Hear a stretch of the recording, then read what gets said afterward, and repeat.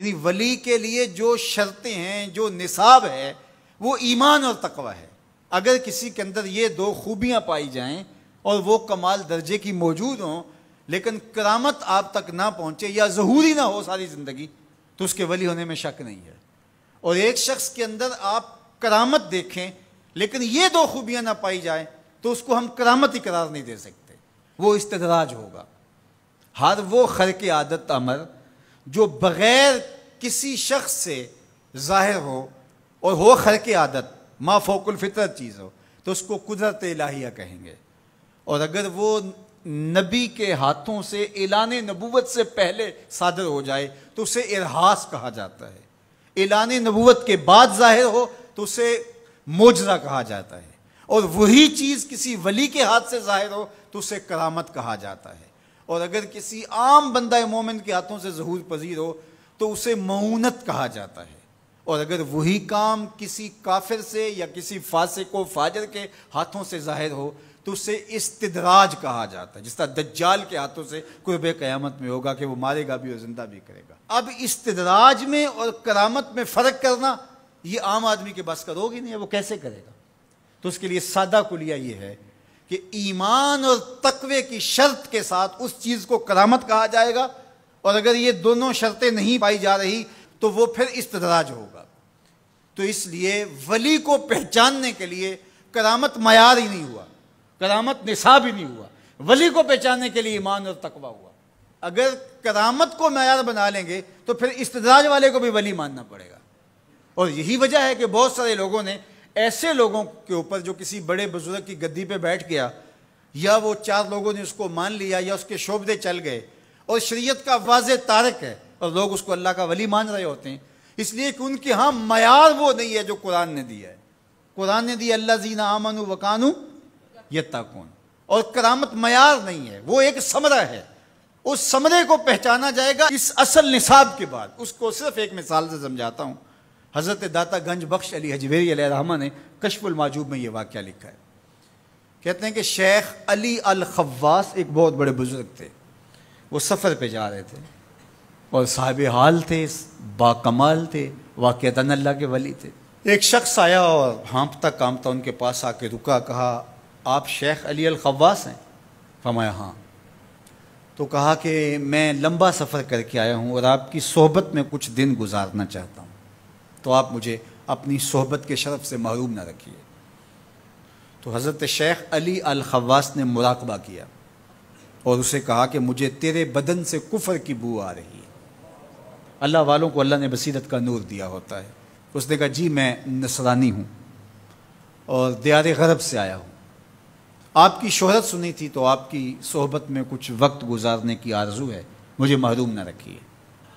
شیخ کہتے ہیں میں نے ٹالنا چاہا، میں نے کہا کہ میری صحبت میں رہنا بڑا مشکل ہوگا، تکلیفیں سہنا پڑیں گی۔ اس نے کہا جی میں گوارا کروں گا۔ فرمایا ٹھیک ہے۔ کہا کہ میں چلتا گیا اور وہ بھی میرے ساتھ تھا۔ 8 دن گزر گئے، کبھی کھانا ملتا، کبھی 2 لقمے لے لیتے، کبھی پانی پی کے گزر اوقات ہوتی، کبھی گھاس کھا لیتے۔ ایک دن اس کا وجود کپ کپا رہا تھا بھوک کی شدت کی وجہ سے۔ اس نے مجھے کہا شیخ آپ اللہ کے بندے ہیں، میں نے عہد تو کیا تھا کہ کوئی آپ سے مطالبہ نہ کر پاؤں، لیکن اب میری سخت جواب دے گئی، تو آپ اللہ کے مقرب ہیں، تو اللہ کے اس قرب کی وجہ سے اس سے دعا کیجئے تو وہ میرے اور آپ کے کھانے کا انتظام کر دے۔ کہتے ہیں کہ میں اس کی حالت کو دیکھ کر کے سجدہ ریز ہو گیا اور اللہ کی بارگاہ میں نے یہ دعا کی مالک اس کافر کے سامنے رسوا نہ کرنا۔ کہا جب میں نے سر اٹھایا تو آسمان سے ایک طبق اترا جس کے اوپر 2 پیالے شربت کے تھے اور 2 روٹیاں تھیں، تو میں نے ایک پیالہ اور ایک روٹی اس کو دے دی اور ایک خود لے لی، اور پھر سفر شروع ہو گیا۔ 8 دن پھر گزر گئے، پھر ایک دن وہی حالت کہ اس کا بدن کپ کپانے لگا۔ تو میرے دل میں آیا کہ روز روز حالت ایک جیسی نہیں ہوتی، تو اس دن تو لاج رہ گئی تھی، تو کہیں آج یہ پھر نہ بول پڑے، تو قبل اس سے کہ یہ بولے میں نے بول کر کے کہا کہ تو بھی عیسائیوں کا بہت بڑا پیر پادری ہے، تو آج تیری باری ہے۔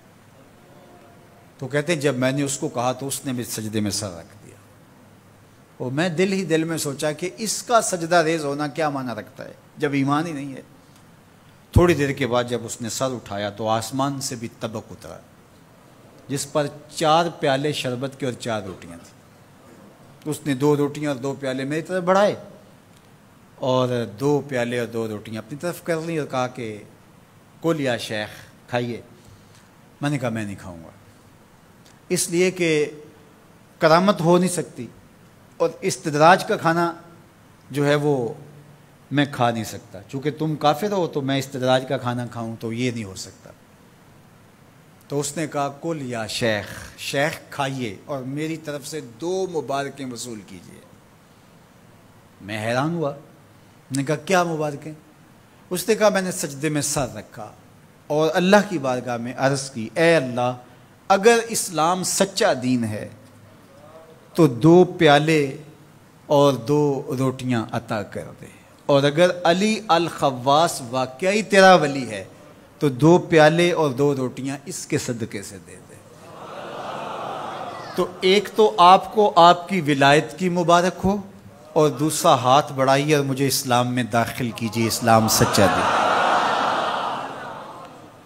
تو شیخ علی الخواص کے اس واقعہ کو ذکر کرنے کے بعد داتا گنج بخش علی حجویری فرماتے ہیں کہ علی الخواص جیسا شخص بھی یہاں پریشان ہو جائے کہ خدایا یہ استدراج ہے یا کرامت، تو کہا پھر عام آدمی کیسے فیصلہ کر سکتا ہے کہ یہ استدراج ہے یا کرامت؟